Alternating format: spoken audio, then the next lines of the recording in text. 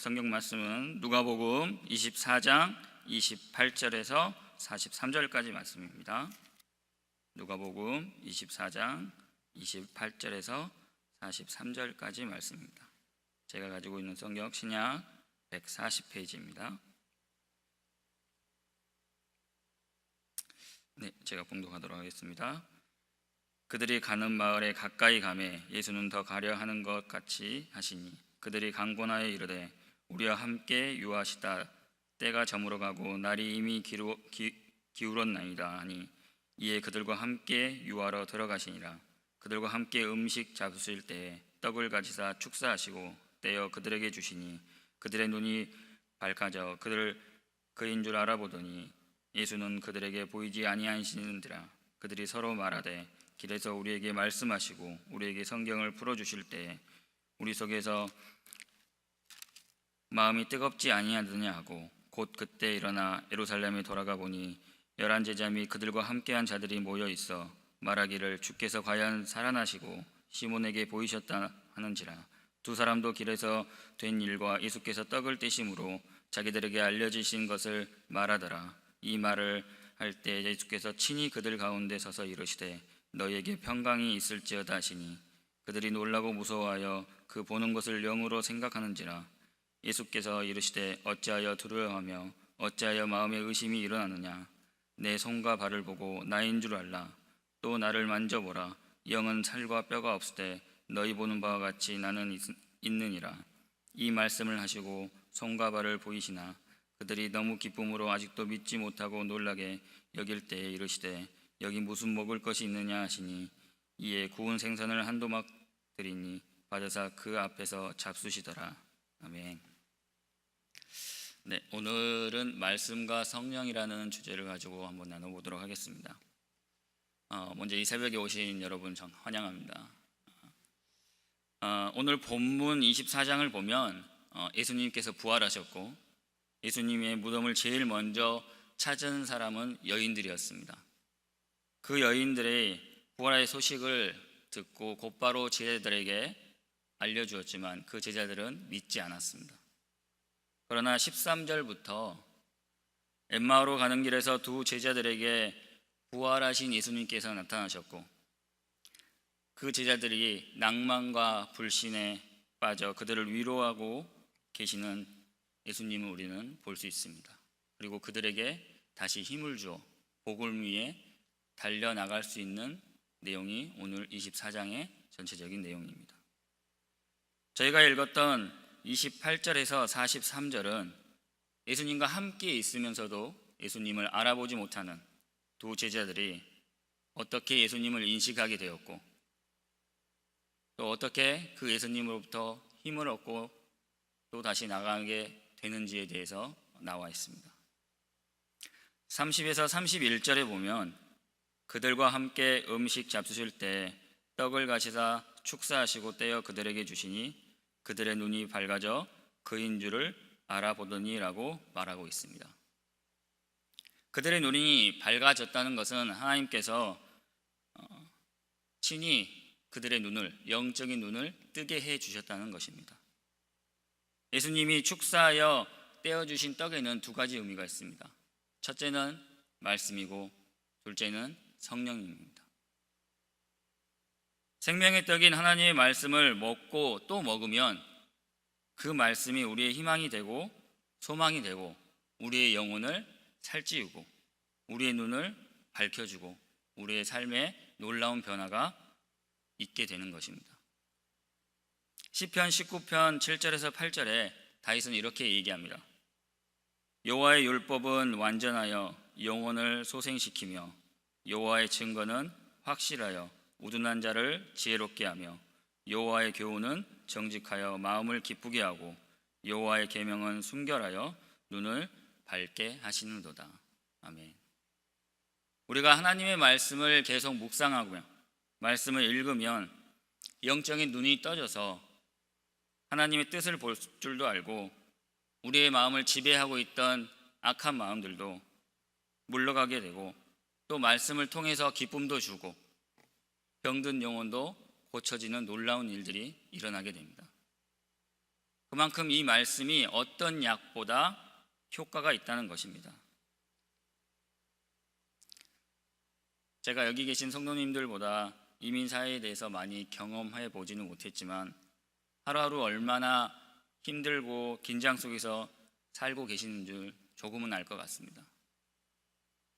그러다 보니 예배나 말씀을 원하는 만큼 가까이 하지 못하고 때로는 이런 상황을 보면서 자신을 정죄할 때도 있으실 것입니다.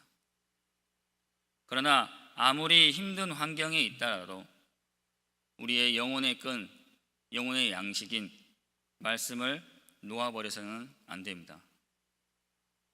매일 하나님의 말씀을 먹고 붙잡고 묵상하는 것을 결코 소홀히 해서는 안 된다는 것입니다. 말씀을 매일 먹으면 어떤 약보다 효험이 있어 우리의 영혼을 회복시키고 영적인 눈을 맑게 해줘서 하나님이 일하시는 그 역사를 우리가 볼 수 있게 되는 것입니다. 이 시간 이 자리에 또는 인터넷으로 새벽을 깨우시는 분들 또한 말씀을 간절히 사모하는 그 마음을 가지고 계시다는 것을 믿습니다. 오늘 본문 32절 하반부에 제자들이 비로소 그때에 예수님이 설명해 주시는 말씀을 들을 때 가슴이 뜨거워졌다고 고백하고 있습니다. 이것은 예수님께서 떼어주신 떡의 두 번째 의미인 성령의 터치가 일어났다는 것을 뜻합니다.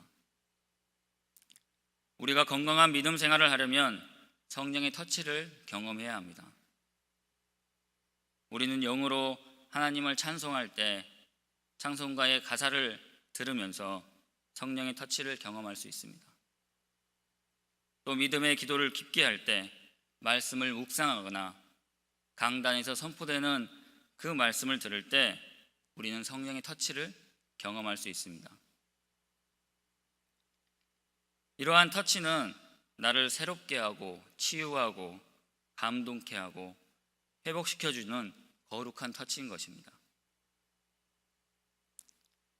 사랑하는 성도 여러분, 앞으로 말씀을 묵상할 때 또 기도할 때마다 예배할 때마다 찬양할 때마다 이러한 거룩한 터치가 있으시기를 바랍니다. 이렇게 성령의 터치와 말씀이 만날 때 우리 안에 능력이 돼서 우리의 삶을 새롭게 변화시키게 되는 것입니다. 우리는 오늘 본문을 통해 놀라운 사실을 또 하나 발견할 수 있습니다. 엠마오로 가는 이 두 제자가 예루살렘으로 돌아와 제자들에게 자신들이 만난 부활의 주님을 전할 때 예수님께서 친히 그들 가운데 찾아오셨습니다. 주님은 연약한 우리에게 먼저 찾아오십니다. 이미 여인들이 예수님이 부활하셨다고 천사들의 말을 듣고 그들에게 전해 주었지만 그들은 믿을 수 없었습니다. 그러나 그 천사들의 말처럼 부활하신 예수님께서 지금 그들 앞에 직접 자신의 모습을 드러내신 것입니다.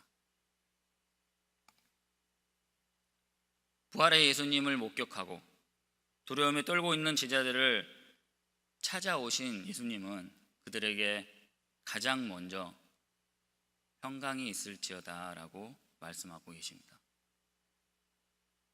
여전히 살아계신 주님을 믿지 못하고 두려움과 의심에 사로잡혀 있는 우리에게도 주님은 항상 먼저 찾아오셔서 주님의 그 크신 사랑과 평강으로 우리를 위로하고 계신 것입니다.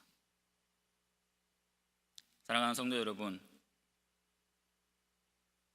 오늘 하루도 주님이 축사하시고 우리에게 떼어주신 그 떡을, 생명의 말씀을 붙들고 구원받은 자 같이 이 하루를 살아내시면서 찬양과 기도로 또 성령의 터치를 깊이 느끼시기를 소망합니다.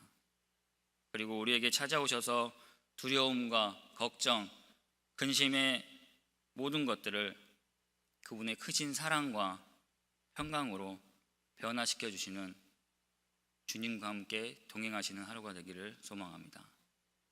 같이 기도하시겠습니다. 사랑하는 주님, 저에게 지금 가장 중요하고 필요한 것은 말씀으로의 회복입니다.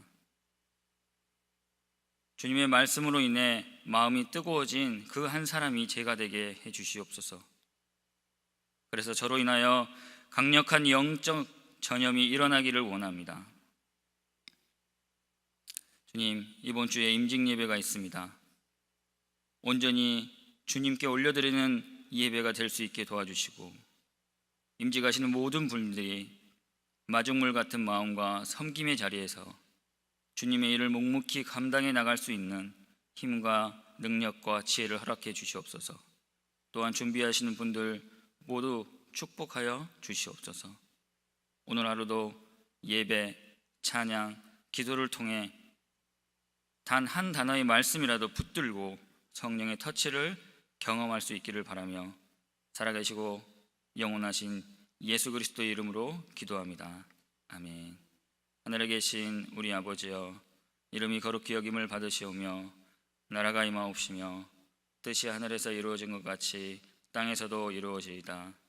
오늘 우리에게 일용할 양식을 주시옵고, 우리가 우리에게 죄 지은 자를 사하여 준 것 같이 우리 죄를 사하여 주시옵고, 우리를 시험에 들게 하지 마시옵고, 다만 악에서 구하시옵소서. 대개 나라와 권세와 영광이 아버지께 영원히 오직 주의 사랑을